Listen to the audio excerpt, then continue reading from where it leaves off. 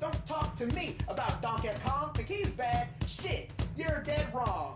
It's 8-bit, you little shit, that's right, punk. Just rage and quit, I don't care, don't give a fuck. It is time for me to go level up. It's 8-bit, you little shit, that's right, punk. Just rage and quit, I don't care, don't give a fuck. It is time for me to go level up. Back in the day, before we had Xbox and PlayStation, there were these giant electronic boxes that had wood paneling, took coins, and let you play games. For the really young kids in the audience, these were called arcade cabinets, and they were in arcades. You don't need to be a scholar to know that kind of stuff, alright? That's just simple knowledge. These were occasionally put in bars and diners as well, and this is before the chain stores like Chuck E. Cheese, know what I'm saying? I'm gonna find you at Chuck E. Cheese and steal your fucking pizza! And one of the original arcade classics is gonna be about our main man, our boy, today's subject of the video, Donkey Kong. The first arcade game of Donkey Kong came out in 1981 as a means for Nintendo to make a King Kong game. Little did they know that Microsoft was gonna make a 360 game decades later. Not only was this the first appearance of DK, it was also the first appearance of Mario before he was fighting giant turtle dragons. Like a lot of the early platformers, you just jump up on platforms, get to the top of the screen, dodge enemies and projectiles that are thrown at you. And maybe it's because this is an old school game, the weapon you're given is a hammer. Now don't get me wrong, I like a good hammer or a 2x4, but man, could you imagine Mario going around with like a 9 or something? I mean, GTA Mario, tell me you wouldn't play that shit. 2 years later, we would get 2 more arcade games, Donkey Kong Jr., so we had a baby daddy now, and DK3, which is a shooter game. Kinda. Not really. Eventually, DK and crew would move over to the console generation with some of the ports of the arcade games, but then, they was brought back into their own with MC Swigga's personal favorite game of all time, yo, Donkey Kong Jr. Math.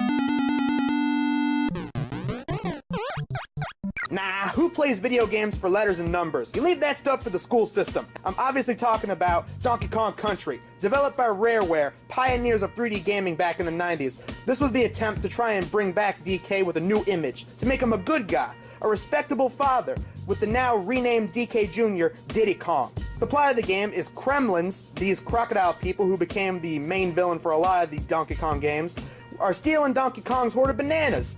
And so, at the command of Cranky Kong, the oldest of the Kongs, the two have to go out and get their bananas back. You follow a trail of these bananas and you collect them as items as you go.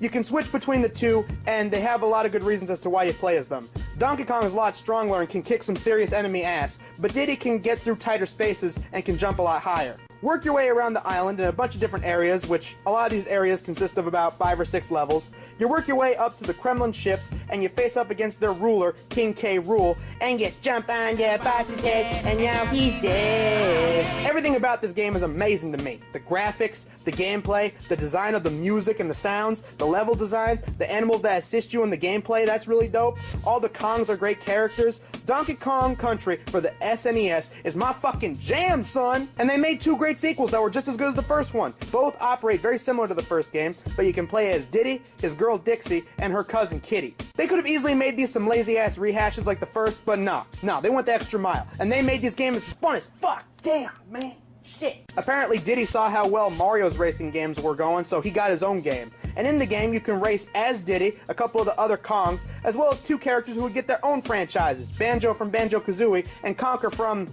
well, what the hell do you think? And while we're talking about the N64, I just want to talk about, this is my personal favorite console, man. Don't get that much love. It's got some good games on it. There's some shit as well, but I like N64.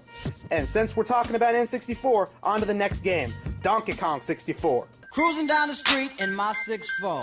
This one begins with an absolutely lit meme classic, y'all, the DK rap. He's the leader of the bunch. You know him well. He's finally back to kick some dick. Now, I don't want to hate this game. I really do love it. But there is one problem that a lot of reviewers have pointed out. The bananas that you collect in the game are all different colors, and only certain Kongs can collect certain colored bananas. So yeah, they can collect oranges, coconuts, and watermelon, but a blue banana, no. DK can't get one of those. So you're gonna have to go back, you're gonna backtrack a lot in this game, go back to the barrel, and switch the character you're playing as, just so you can collect a different colored banana. And let me tell you, after a while, it gets fucking-donkulous. Some would say it's multitasking, other people would say it's monkey shit. But hey, I don't want to hate. This is a good game. Aside from that, it's a really good game. I mean, I don't care what people say, DK64 is like the last good collectathon that Rareware made. It's no Banjo-Kazooie and it's no Mario 64, but it's still damn good. Once GameCube rolled around, a bunch of DK music games started getting made, a lot of them using the DK bongos. And you want to know why that is? Because music games were starting to become cool at the time, kind of like the racing games during the N64 era. And speaking of racing, we then got Barrel Blast for the Wii. It's a racing game that doesn't involve racing cars. You ride on motherfucking jetpacks. Now, I don't remember playing this one, but after seeing some gameplay and hearing some reviews, I'm glad I didn't. At that point, it seemed like my boy Donkey Kong was starting to take a back seat to a lot of other Nintendo franchises. But don't worry, my boys Donkey Kong and Diddy Kong finally made a comeback with Donkey Kong Country Returns for the Wii. This game, this game is godlike. It's good. This is a good-ass remastered, bruh. The only difference from the original are the villains. Instead of the Kremlings, we get these tiki torch motherfuckers coming in and controlling all the animals to take the Kong's bananas. Why? Because who gives a damn? The Kremlings took the bananas because the Kongs really like them. They're just bastards that way. Other than that, this is a great revamp of a classic game. For all y'all who say, I wish I could raise my kids with the classic games I grew up with, well, get this one for your kids. And as for the sequel, Tropical Freeze, it's pretty good too. How dumb are these Arctic Viking pricks, though? They come in, they take DK's land and his bananas. You do that, he's gonna go Denzel and Training Day on these asses with his banana slammer. They even brought back the water levels. I don't know about y'all, that's pretty cool. Now, as for what's coming up with the DK crew and future projects, I'ma hope the best, because if Country Returns and the sequel proved anything, it's that these kind of games are still fun and still can be really well designed and fun to play for all generations of gaming. Now, I don't really know how to end this retrospect, so how about we just go back to the DK rap? Walnuts, peanuts, pineapple smell, grapes, melons, orange.